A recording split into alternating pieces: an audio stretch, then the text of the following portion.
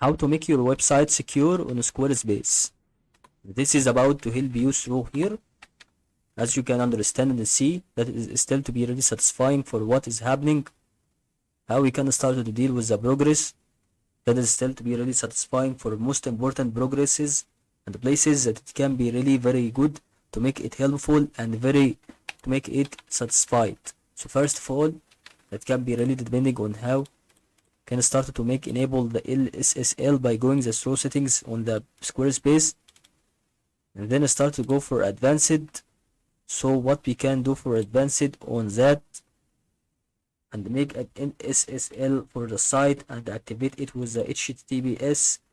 So to make some kind of security that needs to make to be made sites that is allowed to promote your website with crawlers or something that is about to make it savings through it. So I think that it should be about some kind of advanced and SSL.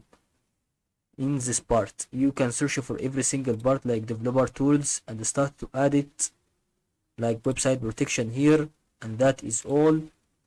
Here SSL, and that is about to make it here secured, and that is all about to help